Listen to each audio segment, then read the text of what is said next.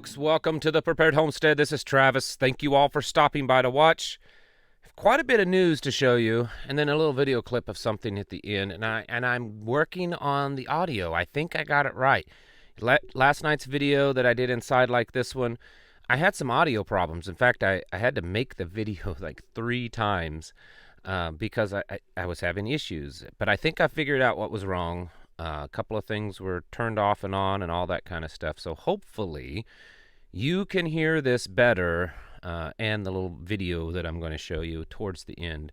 Man, it's food, it's energy stuff, it's the digital currencies, it's just showing that the whole economy, like I've said before, it's that big old freight train, and the brakes were thrown.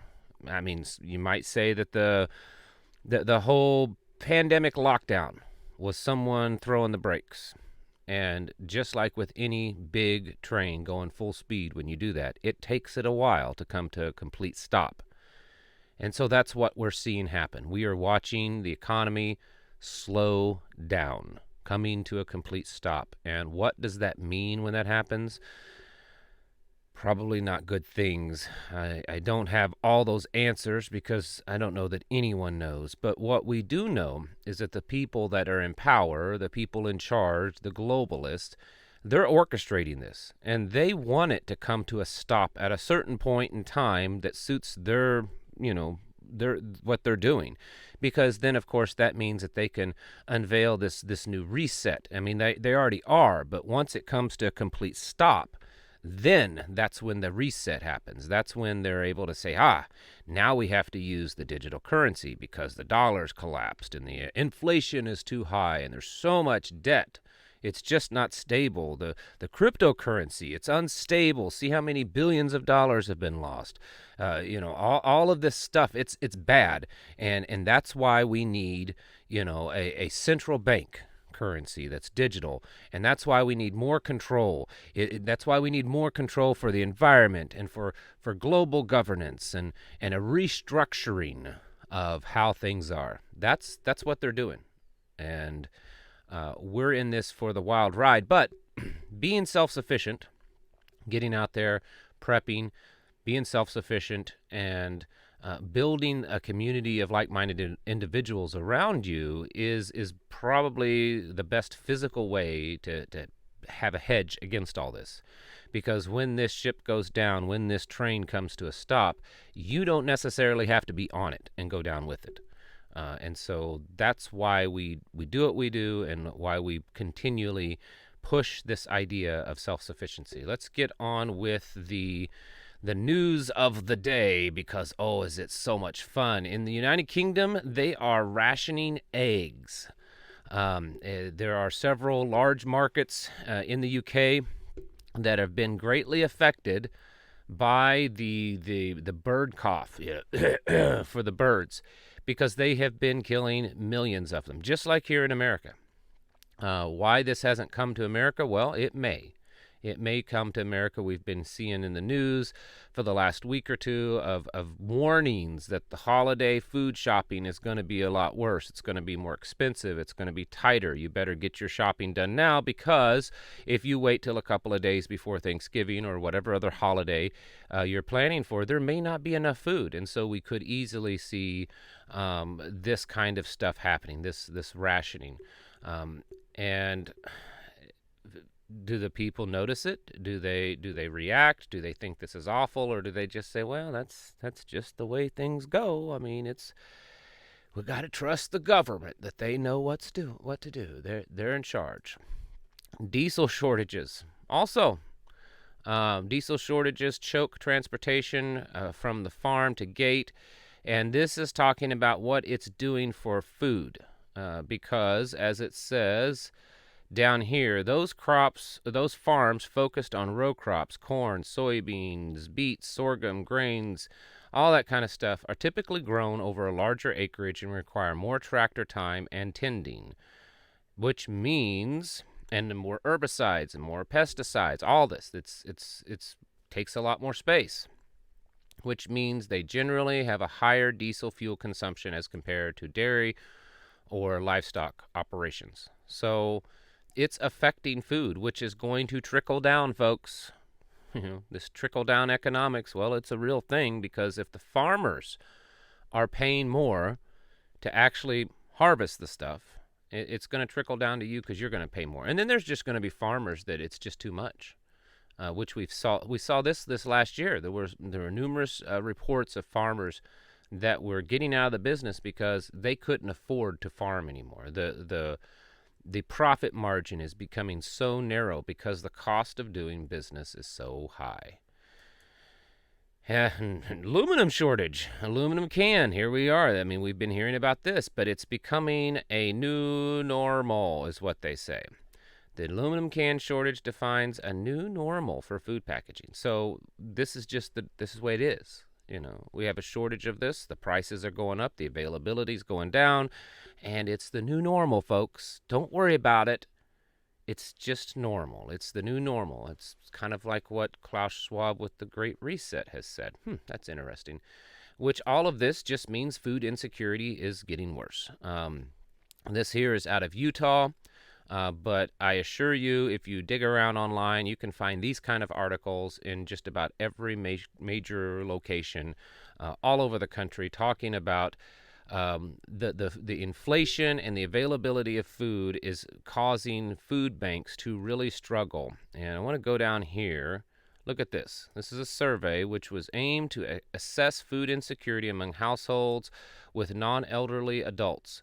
Found that food insecurity significantly increased from 15.3% in the spring of 2021 to 21.4% this summer. So we're talking a 6% increase in households, families, average households, that the food insecurity has gone up by 6% already. What's it going to be in a year from now? Who knows? It could be a lot worse, and a lot of people are saying that it's going to be a lot worse. So I think that's actually a pretty significant amount, 6% increase just in a year. This one's something to worry about, a shortage in energy. Yes, we've been hearing about this all summer, and some of you experienced this. Some of you experienced blackouts because of the energy crisis. There's just not enough electricity to go around. Well, guess what? It's here for the winter, too. A quarter of Americans are at risk of winter power blackouts and grid emergencies. Now, why this is, I feel, even more serious is because it's winter. I mean, in the summertime, there are some places where you can get way, way, way too hot and you can die. I'm not saying that you can't die, but if you look up statistically, far, far, far, far more people in the United States die from exposure to cold than exposure to heat. It's a lot easier to find a shady spot and splash some water on your face and cool down if the power goes out and you can't run your air conditioner in the summer. It's a lot harder, especially for elderly and children and weakened immune systems and other things, to get warm when there's nothing to keep you warm. This is why I've said so many times, you need to have a contingency plan for your heat. If your only source of heat is electricity, that's a really bad plan. Even if your only source of heat is propane gas or natural gas or heating oils, you need to have backups for your heat. Backups for your heat. If it's a small indoor approved propane heater, if it's a small kerosene heater, if it's candles, if it's a wood stove, whatever it is, you need to have a contingency plan, backups, because this stuff here, quarter of Americans are at risk of winter power blackouts. Not a good thing. And this is from all the way, from grids from New England to Texas. In Texas, you have your own little grid down there. Doesn't matter. You guys saw what happened 2 years ago, and it's going to continue happening. Moving on to the crypto and the digital currencies. This is from centralbanking.com.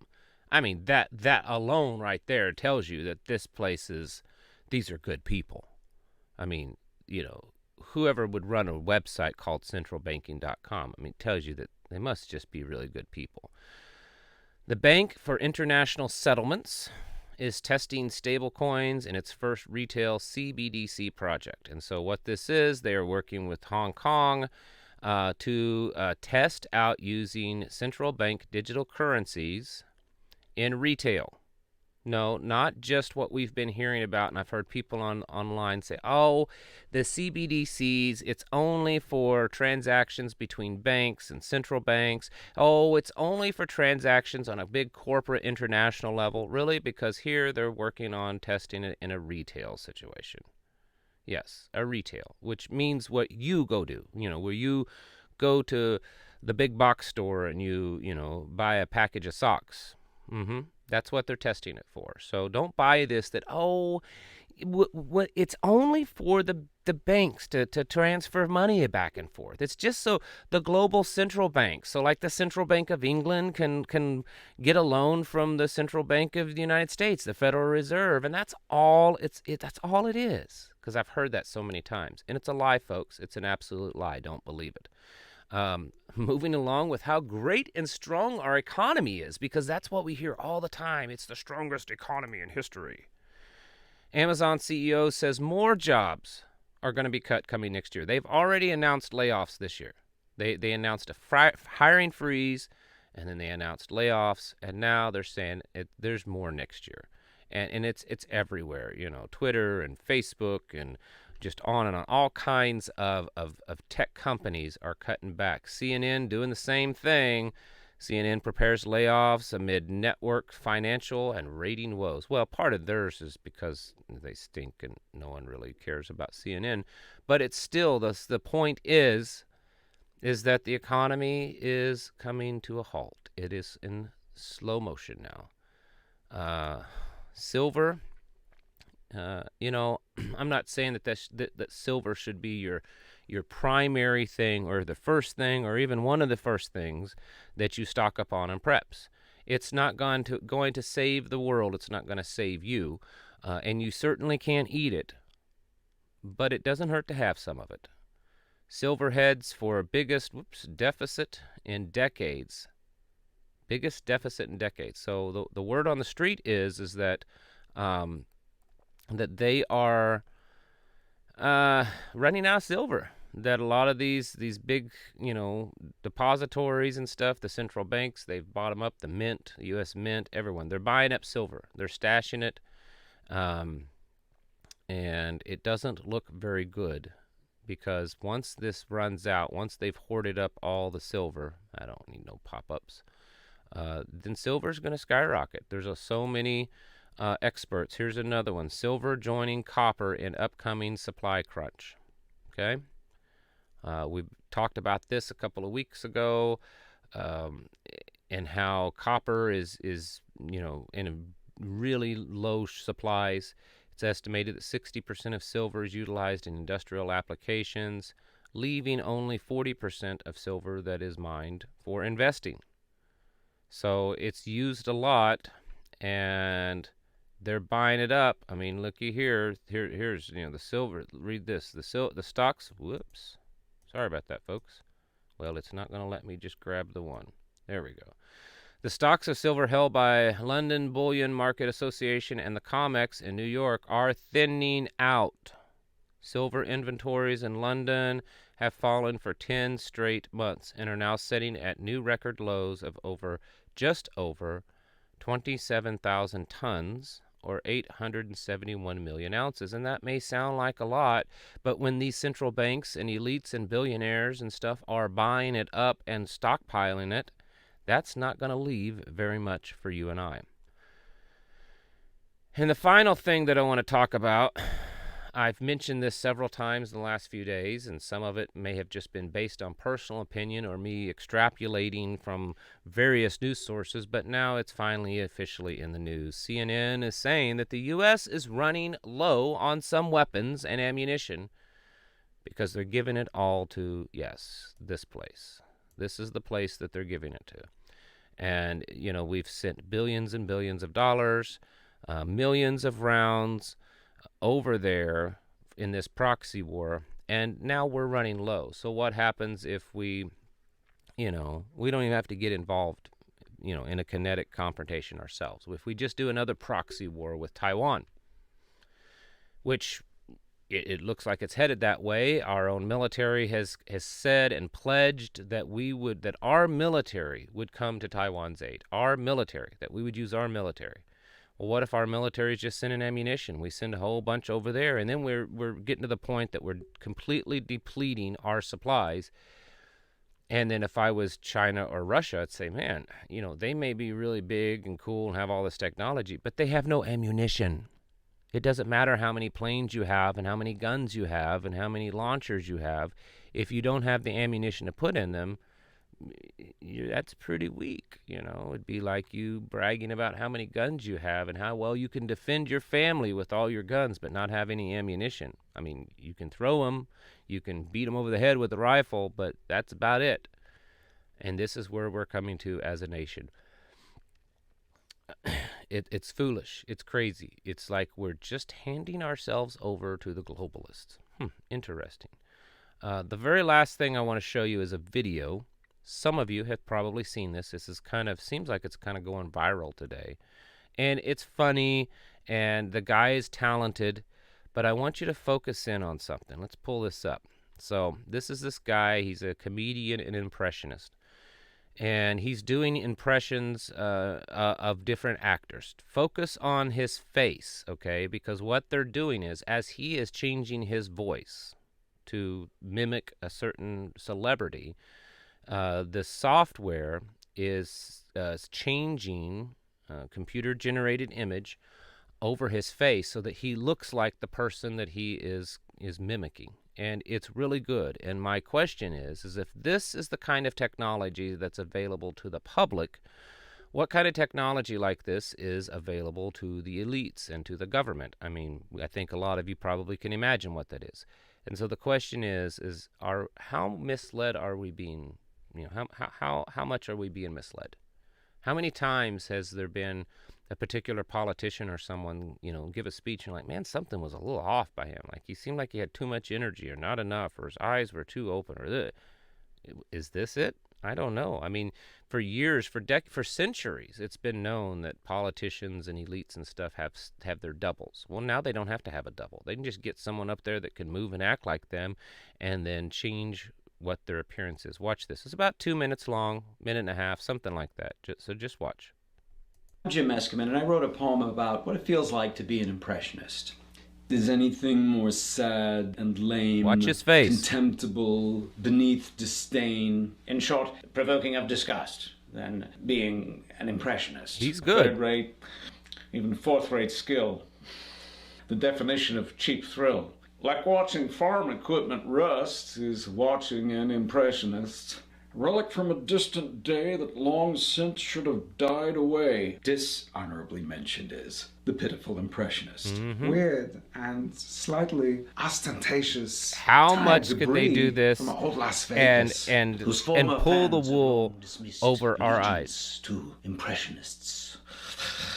How many opportunities passed up and wasted because he's hell-bound to follow what he must? Pity the poor impressionist.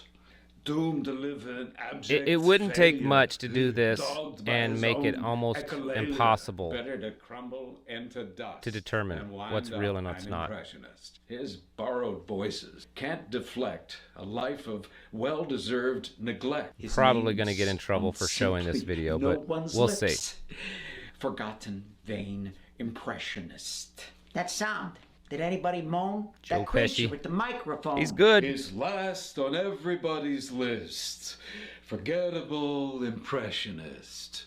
When Peter, at that shiny gate, condemns those souls who imitate. He will but shake a heavenly fist and curse condemned impressionists. But till that time, we'll tolerate the good-for-nothing reprobate. And hide the truth that we're just pissed that we can't be impressionists. Oh. That's better. What do you think? I know, it's silly. It's so funny, it's silly, and all this kind of stuff. But again, if this is the technology that's available to the public right now, what do they have? Several years ago, I had the opportunity to meet and become friends with someone that was a high-ranking officer in military intelligence during the Vietnam era and into the 80s. And he told me very plainly that some of the technology, and this has been 8-10 years ago, okay? So, 2010, 2012, 2013, that time period. He told me, he said, I get kind of, laugh because some of the technology that's come out in the last decade or so that's coming out now, and they bring it out and it's like, oh, this is this new technology. Oh, look at this new cell phone. Oh, this satellite. It's so much, better quality and all that. And look at this computer, how much it can do and how much it can compute and how fast. He said we had access to a lot of that same kind of technology back in the 70s and 80s. He said, this it's nothing new. It's new to you. It's new to the public. He said, but we had that kind of technology for, the last 20, 30, 40 years. And so, again, if they can do this, how much are we seeing that's not true? I mean, it would be very difficult, maybe even impossible. Who knows? Maybe the technology they have is impossible. I know I'm speculating, and we're really going down the conspiracy theory trail, but something to think about and always be aware of, folks. In the end, it's getting more and more clear, if it hasn't been already, to get your houses in order. Prepare yourselves mentally, physically, and spiritually. Thank you all for watching, and I'll catch you in the next video.